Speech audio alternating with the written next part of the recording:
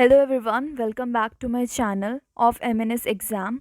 So here I had today brought up with this topic of general knowledge syllabus. हम बहुत बच्चों को ये डाउट है कि जनरल नॉलेज में कौन कौन से सिलेबस इंक्लूडेड है, कौन कौन से नहीं है।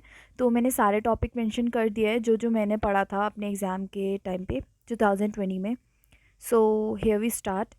The first one is introduction to Indian defence system, that is army, navy and air force. इसके बारे में सारे कमांड्स और जो भी रैंक स्ट्रक्चर होता है, जो रैंक जो जैसे स्टार 2 स्टार लेफ्टिनेंट में होता है वो वाला भी देख लेना, रैंक स्ट्रक्चर भी देख लेना। एक बार में पूरा बोलना आना चाहिए, लेफ्टिनेंट, कैप्टन, मेजर ऐसे पूरा बोलना आना चाहिए तीनों का, आर्मी, नेवी एंड एयरफोर्स। इनके बारे में कुछ कुछ कौन कौन सी न्यू करंट अफेयर्स आए हैं ये सब कुछ, ठीक है। तो ये सब फर्स्ट में आता है, introduction to Indian defence system. Then second is Indian military exercises, जो रीसेंट है वो भी, और जो 2019 में आए हैं वो वाला भी देख लेना, क्योंकि करंट अफेयर्स में बहुत सारे बार ऐसे भी हो जाता है रीसेंट का ना पूछ के 1 साल पहले का भी पूछ लेते हैं। तो जो मिलिट्री एक्सरसाइज है वो एक बार देख लेना। Then third one is current affairs. Current affairs GK के अलग है, बट जीके से अलग है, बट वो स्टैटिक के साथ जो करंट में जो मेन मेन चीज़ें होती है वो पूछा जाता है। तो जो जो हमारे आसपास हो रहा है, जो एक वीक से ज़्यादा टाइम लग रहा है, जिसमें जो न्यूज़ कंटिन्यूसली 1 वीक तक पब्लिश हो रही है, इट मीन्स कि वो मतलब अच्छा खासा पॉपुलर हो चुका है, तो वो वाला ज़रूर पढ़ना। उसके कब स्टार्ट हुआ था वो, कब उससे उससे रिलेटेड एक दो जो चीज़ें हैं एक बार सर्च कर लेना, गूगल में मिल जाएगा आप सबको।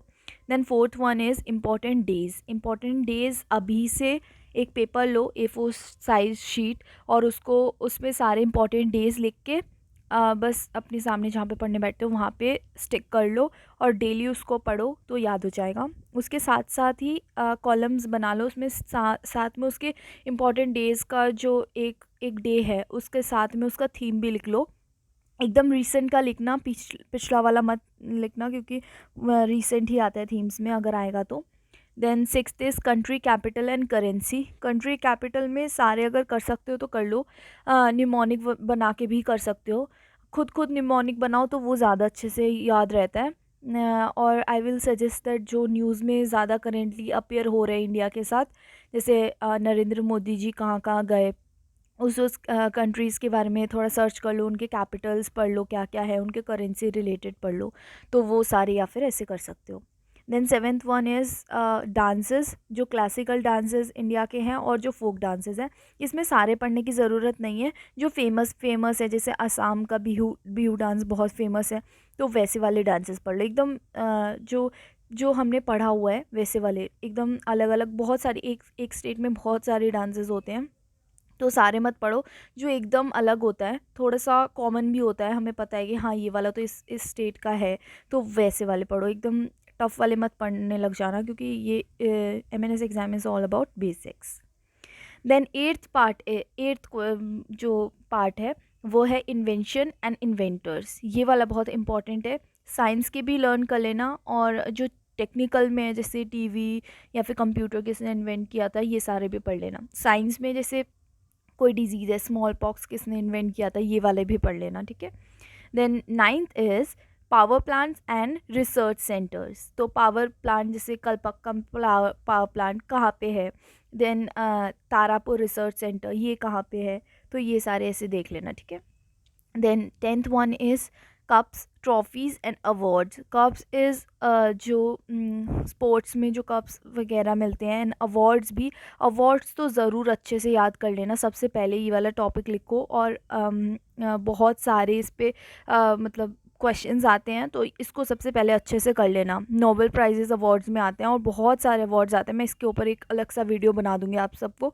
तो अवार्ड्स बहुत इंपॉर्टेंट रोल प्ले करता है, एक ना एक 2 क्वेश्चन तो आ ही जाते हैं हर साल, तो अच्छे से वो वाला पढ़ लेना। Then 11th is first in India and world. Lucent में ये सबसे पहले दिया हुआ है, इंडिया और वर्ल्ड के जो फर्स्ट वुमेन फर्स्ट मैन है, ये वाले अच्छे से कर लेना। Then 12th one is crematorium of famous person. जैसे महात्मा गांधी जी का राजघाट है, वैसे सारे क्रिमेटोरियम जो है ल्यूसेंट में एक पूरा पर्टिकुलर पार्ट है, उसमें सारे क्रिमेटोरियम फेमस पर्सनालिटीज़ के दिए हुए हैं, इंडियंस के पढ़ना बस। तो वो 8-9 है, तो वो अच्छे से पढ़ लेना या फिर गूगल करके भी पढ़ सकते हो। Then 13th one is books and authors. Book and authors के दो चीज़ें मैं कहूँगी, अभी रिसेंटली जो पब्लिश हुई है वो कर लेना, and famous books and authors हैं, famous books of 2019, famous books of 2020, वो कर लेना। तो वही आती है, उनमें से आती हैं। और ये वाला भी कर लेना, जो बुक्स एंड ऑथर्स जिन जिनको प्राइजेज़ मिले रिसेंटली, उनके बुक्स के लिए तो वो वाले भी इम्पोर्टेंट होते हैं। Then 14th is official books and papers. Official books and papers जैसे येलो बुक मैंने मेंशन किया था पिछले वीडियो में, फ्रांस का होता है, तो वैसे ही ऑफिशियल बुक और पेपर्स होते हैं।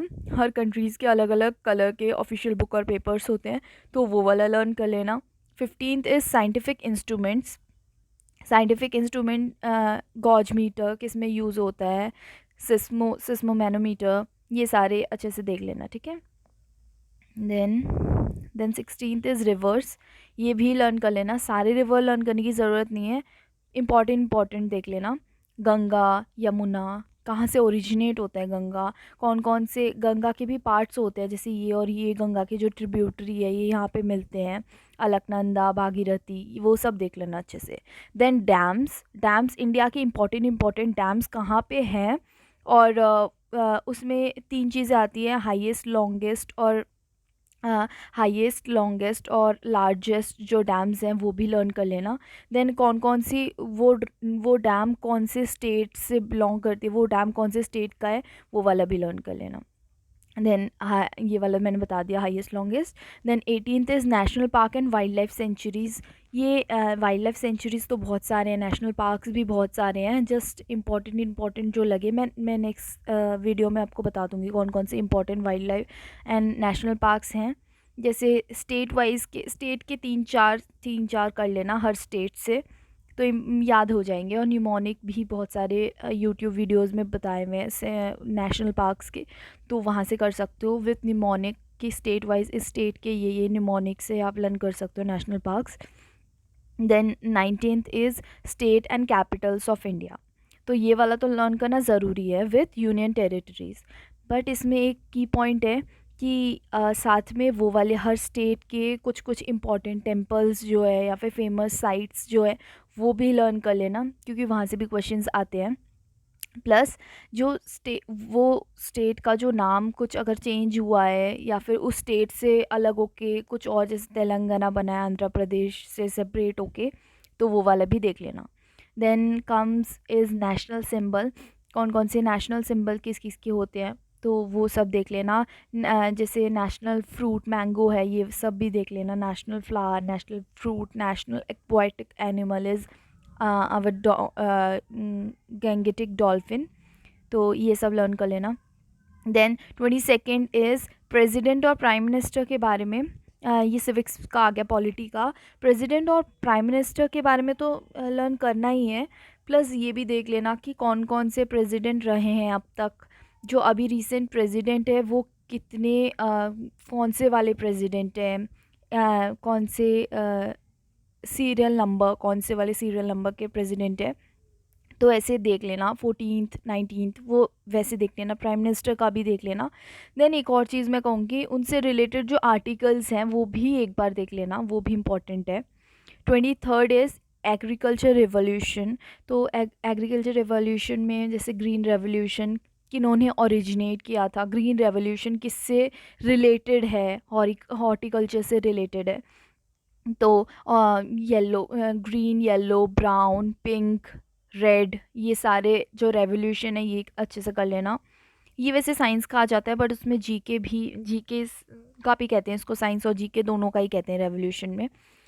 Then 24th is superlative of world. India के भी सुपरलेटिव्स याद कर लेना, और वर्ल्ड के भी, हाईएस्ट, लॉन्गेस्ट, बिगेस्ट, कौन कौन से हैं। देन हिस्टोरिकल मॉन्यूमेंट्स, ये वाला मैंने जैसे बता ही दिया था कि स्टेट्स के साथ ही लर्न कर लेना।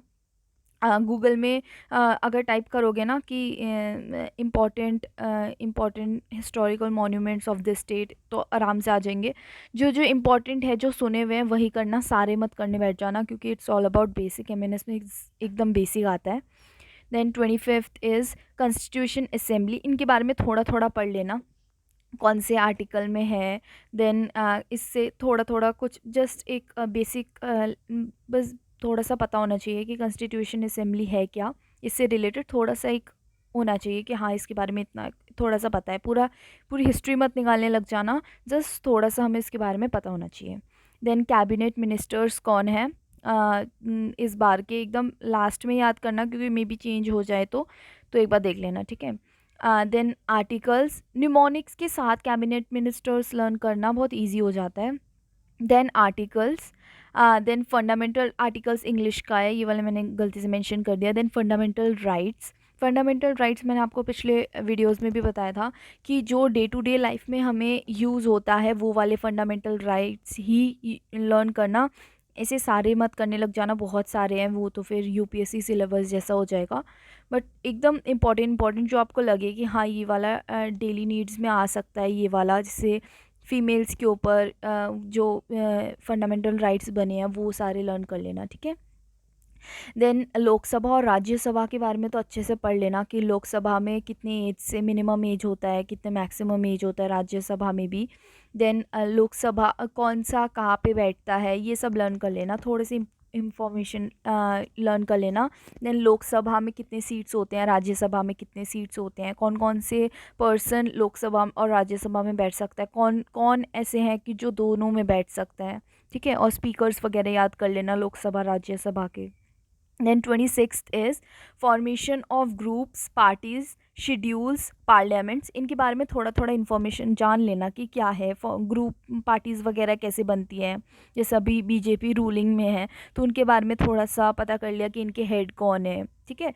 देन पार्लियामेंट से भी, पार्लियामेंट कब इस्टेब्लिश हुआ था, पार्लियामेंट को किसने ब्रिटिश रूल में किन्होंने बनाया था, मतलब डेवलप किन्होंने किया था। देन पार्लियामेंट को मतलब किन्होंने बनाया था, ठीक है, ये वाला हो गया। देन कौन से ईयर में पार्लियामेंट बनी थी, ठीक है, इसके बारे में थोड़ा सा पढ़ लेना, थोड़ा थोड़ा कितने सीट्स हैं ये सब, ठीक है। Then 27th is geographical discovery, India को किसने डिस्कवर किया था, अमेरिका को किसने डिस्कवर किया था, ये सब, ठीक है, ये अब जियोग्राफी में आ जाता है। सोलर सिस्टम, ये तो सबसे बेसिक ही है, सबको पसंद भी है ये वाला पार्ट पढ़ना। देन 28th इज़ पोर्ट्स, कितने पोर्ट्स हैं, टोटल 13 पोर्ट्स हैं इंडिया में, तो वो पढ़ लेना। देन इसमें आर्टिफिशियल पोर्ट्स कौन से हैं, नेचुरल पोर्ट्स कौन से हैं, लार्जेस्ट पोर्ट कौन सा है इंडिया में जहाँ पे ज़्यादा ट्रेडिंग, सबसे ज़्यादा ट्रेडिंग होता है, वर्ल्ड में कौन सा सबसे बड़ा पोर्ट है, ठीक है, शंघाई पोर्ट है। तो बिजिएस्ट पोर्ट कौन सा है, ये सब देख लेना एक बार। ये वाला तो मैंने बता ही दिया कि सिटी और स्टेट्स के नेम्स कौन से चेंज हुए हैं, जिससे जो उत्तर प्रदेश है उसका प्रयागराज हो गया है चेंज होके नाम, तो ये सब लर्न कर लेना। Then 29th is famous sites, ये वाला तो मैंने बता ही दिया था, हिस्टोरिकल प्लेसेस साइट्स कौन कौन सी फेमस है। देन इरिगेशन प्रोजेक्ट्स, इसको डैम्स को ना ल्यूसेंट में ना इरिगेशन प्रोजेक्ट्स के नाम से मैंशनड है, तो वो वाला अच्छे से वो वाला कर लेना। इंपॉर्टेंट डैम्स कौन कौन से हैं, ये वाला ज़रूर आता है इसमें से क्वेश्चन, तो ये वाला कर लेना अच्छे से।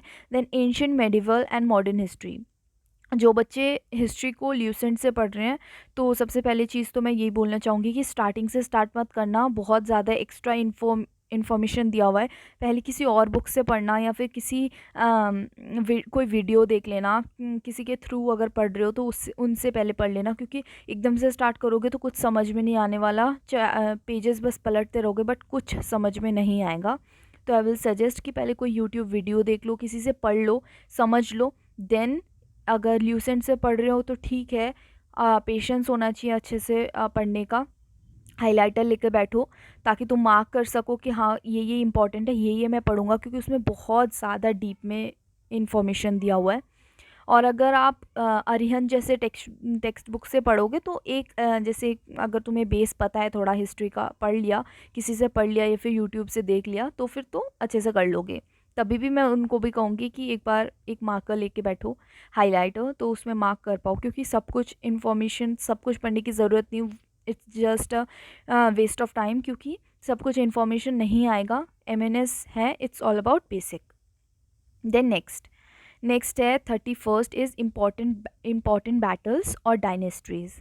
इम्पॉर्टेंट डायनेस्ट्रीज़ क्या कौन कौन सी है, उनमें कौन कौन से इस रूलर ने सिल्वर कॉइन्स पब्लिश किए थे, ये रूलर थे जिन्होंने पेंटिंग्स ज़्यादा अपने टाइम पे करवाया था, ये रूलर्स थे जिन्होंने अपने टाइम पे मॉन्यूमेंट्स ज़्यादा बनवाया था। तो ये सब ना अच्छे से एक बार देख लेना। Battle of Plassey, battle of Panipat, ये सब देख लेना। थर्ड बैटल, पानीपत के 3 बैटल्स हैं, तो फर्स्ट बैटल में कौन लड़े थे, सेकंड बैटल में, ये सब कुछ पढ़ना है, ठीक है। और अगर इसमें कोई टिप चाहते हो मेरे से, तो मैं कहूँगी कि ल्यूसेंट के लास्ट में एक टैबुलर फॉर्म में दिया हुआ है, तो वहाँ से पढ़ना, वो बहुत इजीली समझ में आ जाता है। Then 32 is census. सेंसस के बारे में भी आई विल सजेस्ट कि थोड़ा सा इन्फॉर्मेशन पता होना चाहिए कि कब स्टार्ट हुआ था, कितने साल के बीच में, कितने साल के बाद, मतलब टाइम ड्यूरेशन कितने सालों के बाद होता है, और लास्ट सेंसस कब हुआ था। बस ये 3 जानने से चलेगा। और सेंसस किसके टाइम से इम्प्लीमेंट हुआ था, I think Lord Curzon, I think.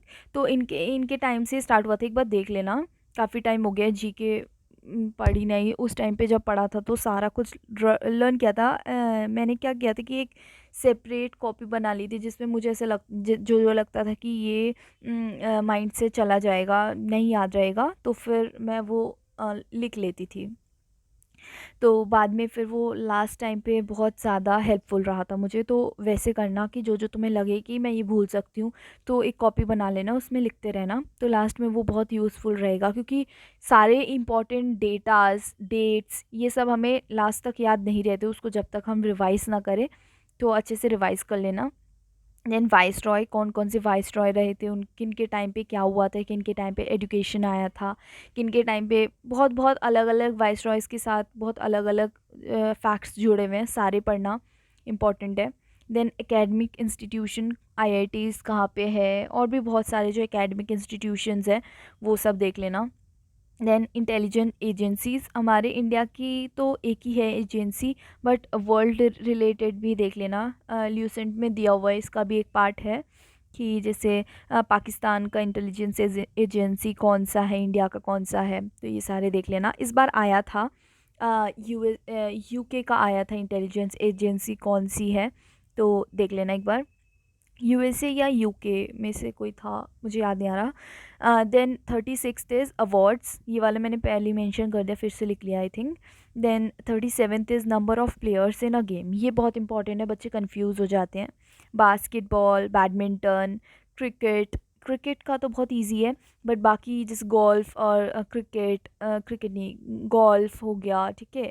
Then rowing में कितने होते हैं प्लेयर्स, बास्केटबॉल में कितने होते हैं प्लेयर्स, तो कंफ्यूज हो जाते हैं बच्चे। तो एक बार ये वाला भी देख लेना। जस्ट एक बार अगर आप गो थ्रू कर लोगे ना, तो अच्छे से रिटेन रहती है वो चीज़। एक बार अगर पढ़ी हुई है ना वो चीज़, तो आप ऑप्शन एलिमिनेट करके भी कर सकते हो। Then 38th is United Nation organisation. United Nation के बारे में तो ज़रूर पढ़ना।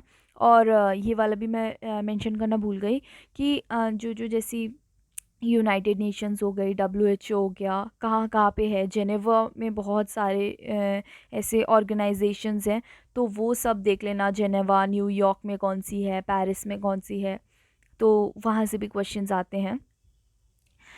देन जैसे यूएनओ है, तो वैसे यूनिसेफ के बारे में भी पढ़ लेना। तो ये जो हायर ऑर्गेनाइजेशंस हैं, तो उनसे रिलेटेड भी देख लेना एक बार कि कितने कंट्रीज़ इन्वॉल्व्ड हैं उसमें, कौन सी न्यू ऐड हुई है कंट्री। देन ये वाला ऑर्गेनाइजेशन किसके रिलेटेड हेल्प करता है, कब ये ऑर्गेनाइजेशन स्टार्ट हुआ था। देन जैसे यूएन में है, यूएन में कौन कौन सी, किन किन के पास वेटो पावर्स हैं, ठीक है, ये सब लर्न कर लेना।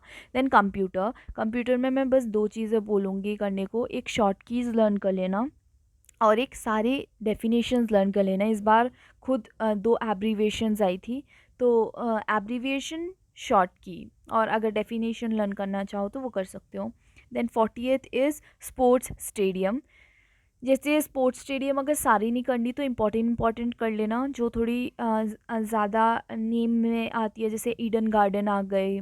देन अभी थोड़े दिन पहले गुजरात में एक स्टेडियम थी, तो वो सारे जो जो सबसे बिगेस्ट वर्ल्ड में स्टेडियम बन गई है, तो वो सब लर्न कर लेना, जो थोड़े इम्पॉर्टेंट है और न्यूज़ में रही है। ठीक है। Then 41st is movements. Movement कौन कौन सी है, ये वाली तो बहुत ही इंपॉर्टेंट पार्ट है हिस्ट्री में से, अगर क्वेश्चन आना हो तो यहाँ से आ सकता है। रावलत मूवमेंट, रावलत एक्ट कब हुआ था, then quit India, civil disobedience, ये सब मूवमेंट्स अगर लिखोगे गूगल में तो वो तो अपने आप ही आ जाएगी पूरी हिस्ट्री की सारी मूवमेंट्स। उसमें भी देख लेना जो जो फेमस थी वही वही, ठीक है। देन 42nd इज़, ये वाला मैंने पहले वीडियो में भी बोला था कि top players in each spot. Her sport के इंडियन और अमेरिकन, इंडियन और फॉरेन के जो स्पोर्ट में टॉप प्लेयर्स होते हैं उनके ज़रूर आप मेंशन कर लो, एक जगह पे लिख लो उनके नाम और उनके रिलेटेड कि इन्होंने ओलंपिक्स में कितने मेडल्स जीते। इंडिया वर्ल्ड में सबसे ज़्यादा मेडल कौन से प्लेयर ने जीते हुए, वो कौन से फील्ड से हैं, मैन वुमेन सबका देख लेना, ठीक है। देन इंडियंस का भी देख लेना। 43rd is oceans and continents. Oceans कितने हैं, कॉन्टिनेंट्स कितने हैं, ठीक है। ओशन से स्ट्रेट्स भी लर्न कर लेना। Then 44th is waterfalls. India की बस लर्न कर लेना। वाटरफॉल्स इंपॉर्टेंट और रेंजेस, खासकर अगर रेंजेस सारे नहीं लर्न कर सकते तो मतलब जो एकदम कश्मीर के एरिया में है जैसे पीर पंजाल वाला वो, और ईस्ट साइड एकदम टॉप ईस्ट मतलब अरुणाचल प्रदेश के वहाँ पे नाथुला वगैरह, वो सारे अच्छे से लर्न कर लेना। यही दोनों से आएंगे, बाकी बीच के जो सिक्किम वगैरह के हैं आप लर्न कर भी सकते हो, नहीं भी कर सकते हो। सिक्किम का है Nathula. Then 45th is deserts और लेक। डेजर्ट्स तो इंडिया के और वर्ल्ड के दोनों ही लर्न करने हैं, जैसे एशिया का सबसे बड़ा गोबी डेजर्ट, सारे लर्न कर लेना आई विल सजेस्ट कि, क्योंकि फिर बाद में दिक्कत आएगी अगर बस इंडिया इंडिया के थोड़े थोड़े कर लिए, सारे करने हैं डेजर्ट्स में तो। और ऐसे भी लर्न कर लेना कि वर्ल्ड लेवल पे सबसे ज़्यादा बड़ा डेजर्ट कौन सा है, सबसे छोटा डेजर्ट कौन सा है इंडिया लेवल पे, देन एशिया लेवल पे, ठीक है, ऐसे करके लर्न कर लेना। देन ओलंपिक्स के बारे में तो एक अलग से टेबल बना के पूरा अच्छे से करना, क्योंकि ओलंपिक्स से क्वेश्चंस आ सकते हैं, मतलब ऐसे भी क्वेश्चंस आ सकते हैं कि उसमें कितने रिंग्स होते हैं ओलंपिक्स का जो मोटो है। देन मोटो क्या है, एक पर्टिकुलर एक लैंग्वेज में जो अब डेड हो चुकी है, वो उस लैंग्वेज में 3 वर्ड्स हैं, वो लर्न कर लेना। कौन कौन से कलर्स के रिंग्स होते हैं उसमें, वो कलर कौन से कॉन्टिनेंट को रिप्रेजेंट करता है, बहुत बहुत सारी चीज़ें हैं।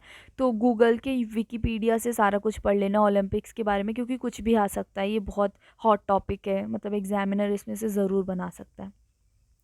देन स्ट्रेट्स मैंने मेंशन कर दिया है। एंड एब्रीविएशन का एक पूरा चार्ट आता है, तो वो पढ़ लेना एब्रीविएशन से, मेजरली मतलब कंप्यूटर से रिलेटेड एब्रीविएशन कर लेना, क्योंकि इस बार 2 एब्रीविएशन कंप्यूटर से रिलेटेड आए थे। देन रैंक्स मैंने मेंशन कर लिया है। देन नोबेल प्राइजेस, ये वाला भी एक हॉट टॉपिक है, तो ये वाला पढ़ लेना, 2020 के पढ़ना बट रीसेंट वाला। Then 51st is green house effect, ये साइंस का टॉपिक है बट ये अभी रिसेंटली मतलब जीके से भी आ जाता है, क्योंकि अभी अ, अ, थोरेनबर्ग करके, गीता थर्नबर्ग करके जो लड़की थी, वो कहाँ से बिलोंग करती है, ठीक है, और वो उन्होंने कब ये वाला स्पीच दिया जिससे वो फेमस हुई, किसके ऊपर, क्लाइमेट के ऊपर बनाया था। तो उससे रिलेटेड जो ग्रीन हाउस इफेक्ट से रिलेटेड जो थोड़े न्यूज़ में आ जाते हैं, वो सब पढ़ लेना। तो ये वाला एक टॉपिक बन जाता है, वो कितने ईयर्स की है ये सब आ जाता है, ठीक है, तो उसके बारे में थोड़ा पढ़ लेना। देन ऑटोबायोग्राफीज़, जो फेमस ऑटोबायोग्राफीज़ है वो बुक्स के साथ ही पढ़ लेना। अ, तो जो नॉवल प्रोफेशन वाले हैं एकदम हाईली हाई हाई उसमें हैं, उनके तो पढ़ना ही इंडियंस के। देन मुगल्स वगैरह की भी पढ़ लेना, उन्होंने भी अपने ऑटोबायोग्राफीज़ लिखी थी, ठीक है। तो इतने हैं टोटल जो मैंने खुद पढ़ा था, मैंने यही चार्ट प्रेफर किया था, मैंने अपने वॉल के सामने लिख लिया था। एंड जो जो टॉपिक्स कवर होते रहते थे तो मैं उसको हाईलाइट कर लेती थी, तो पता चल जाता था मेरे को कि इतने टॉपिक्स रहते हैं, इतने टॉपिक्स अब कवर करने हैं, तो उससे फिर इजी हो जाता था। जो भी आप लोगों को हार्ड लगता है तो वो आप लोग ना अपने जहाँ पे पढ़ते हो स्टडी टेबल या फिर जहाँ पे भी पढ़ते हो वॉल पे आप कर सकते हो, पिन कर दो या फिर ग्लू से चिपका दो, तो वो फिर बार बार हमारे हम कभी भी आसपास होंगे तो उसको देखते रहेंगे, तो वो अपने आप ही अपने सबकॉन्शियस माइंड में चला जाता है और याद हो जाता है। जब एक्चुअल टाइम आता है तो एकदम से हम क्वेश्चन ऑप्शंस को एलिमिनेट करके भी आंसर दे सकते हैं। ठीक है, तो मैंने इतना ही यही टॉपिक्स पढ़े थे, तो मैंने सारा बता दिया कि मैंने कौन कौन से टॉपिक्स में से किया था सारा जीके जो था। So here's it all about. ठीक है, तो thank you, like share and subscribe. Okay, bye.